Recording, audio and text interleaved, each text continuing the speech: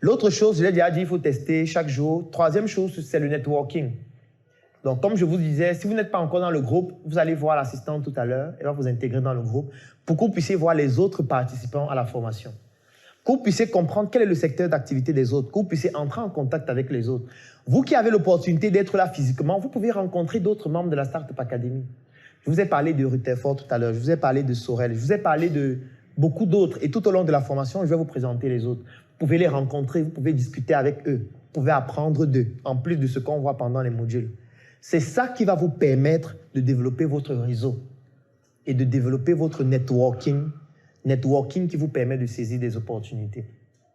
Si après vous êtes capable d'entrer dans le Claudel Nubis Business Group, faites-le. Vous allez rencontrer encore d'autres personnes. Le réseau est fondamental. On va le voir dans le module 5 et 6.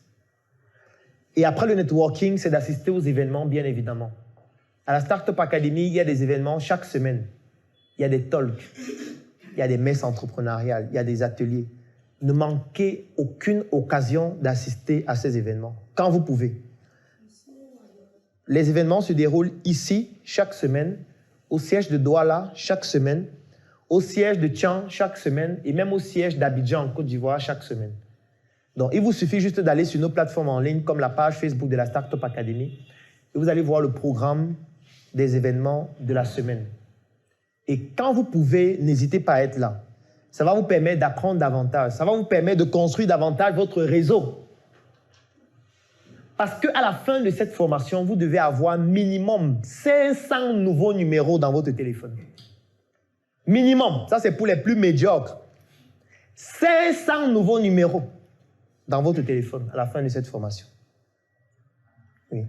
Ça veut dire que si actuellement, d'abord, je vous recommande de le faire. Prenez vos téléphones maintenant et vous regardez le nombre de contacts. Prenez votre téléphone et vous notez ça dans votre agenda. Actuellement, vous avez combien de contacts dans votre téléphone?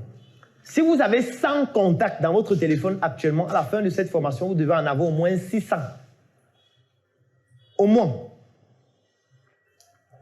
Si vous avez 200 contacts actuellement dans votre téléphone, à la fin de cette formation, vous devez en avoir au moins 700. Si vous avez 500 contacts actuellement dans votre téléphone, à la fin de cette formation, vous devez en avoir au moins 1000. Et pour chaque contact, vous devez avoir les informations concernant ce contact. Il n'est pas question juste de prendre le nom et de mettre le numéro, non. Vous prenez le nom, vous mettez le numéro et vous mettez quelque chose qui vous oriente sur ce que la personne fait. Est-ce que c'est un entrepreneur? Si oui, dans quel domaine? Est-ce que c'est un étudiant? Est-ce que c'est un homme d'affaires? Est-ce que c'est un agriculteur? Si oui, dans quelle spéculation? Est-ce que c'est un éleveur? Vous devez pouvoir avoir ces informations. Parce que c'est ce réseau qui va vous permettre de saisir des opportunités ou de proposer vos opportunités aux autres. Ne négligez pas cet objectif, il est extrêmement important. Minimum 500 numéros à la fin de cette formation. Et il y a plusieurs canaux pour avoir les numéros. Ça commence par les membres de la formation qui sont en train de participer à la formation, donc vous devez entrer en contact avec eux pour échanger avec eux et avoir leurs coordonnées. Ça commence par les prospections que vous allez faire sur le terrain et même en ligne, notamment vos bases de données. Ça continue dans votre famille, ça continue dans votre environnement, ça continue dans les associations, ça continue avec vos anciens camarades, vos anciens partenaires. En fait, vous devez pouvoir aller au-delà des conversations que vous avez souvent avec les gens pour pousser cette conversation à obtenir un contact qui peut être utile un jour. Parce que si aujourd'hui vous avez un problème de santé et vous voulez vous rendre dans un hôpital, quand vous prenez votre téléphone, il y a combien de personnes que vous pouvez appeler qui vont vous aider, qui sont des professionnels de santé? Vous devez en avoir plusieurs que vous pouvez appeler, qui peuvent vous donner même un contre-avis médical.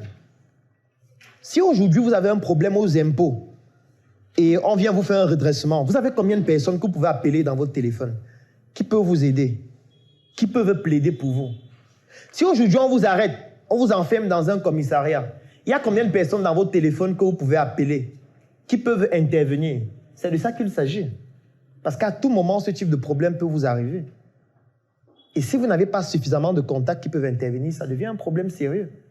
Si vous voulez vous lancer dans l'élevage aujourd'hui, est-ce que vous avez des personnes dans votre téléphone que vous pouvez contacter, qui ont la compétence dans le domaine d'activité qu'est l'élevage et qui peuvent au moins vous donner les premières astuces et les erreurs à ne pas commettre?